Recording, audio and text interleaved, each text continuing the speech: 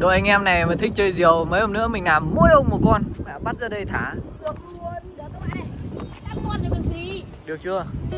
Ok, xin chào anh em. Chào mừng anh em đã quay trở lại với channel của mình.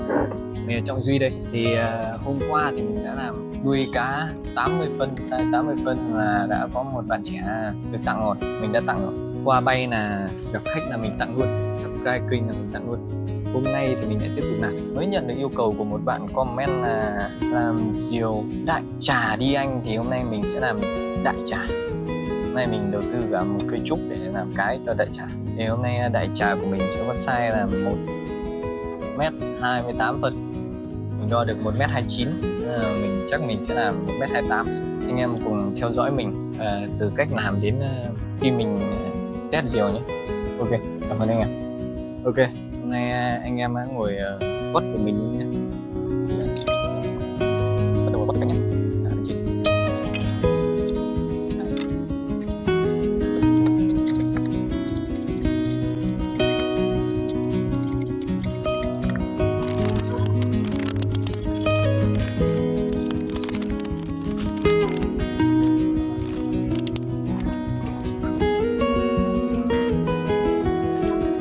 Ok anh em này, vót diều này thì ngày nào cũng vót rồi. Vót thì cũng chỉ có thế thôi, chỉ có vót và cạo thôi. Làm nhiều nó quen rồi nhưng mà nó vẫn phải lâu như thế chứ không thể nhanh được.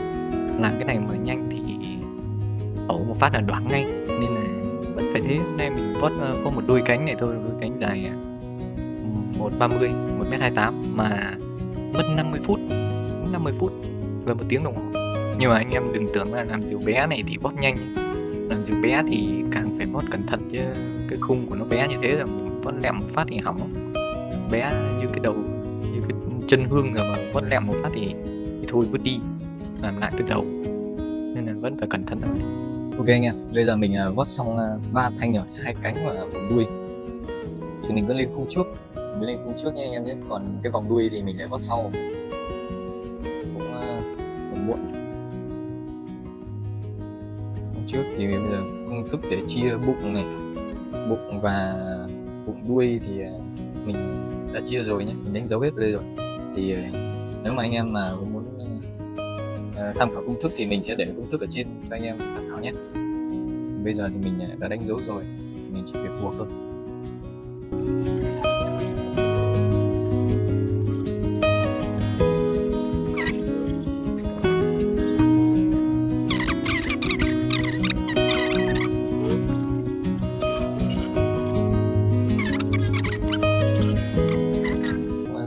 Gần xong cái hình rồi.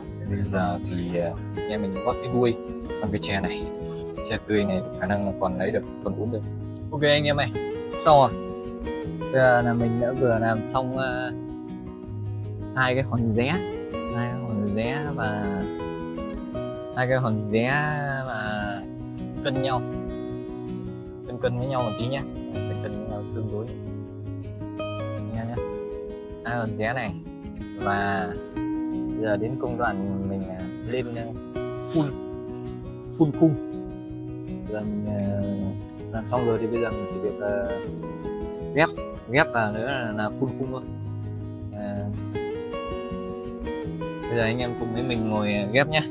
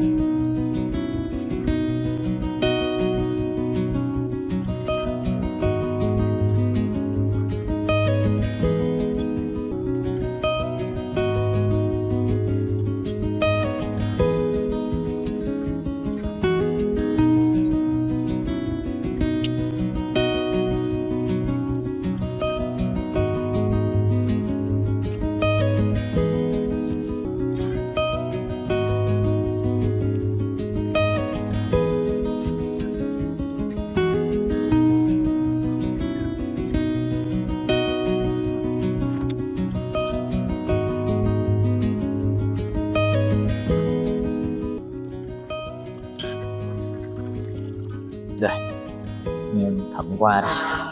Anh em thẩm qua đây nhá. Ok. Thì hôm nay mình mới lên được cái khung thôi. Hẹn anh em ngày mai mình sẽ mặc áo và cho diều thử gió nhé. Hẹn gặp lại anh em ngày mai. Ok, xin chào.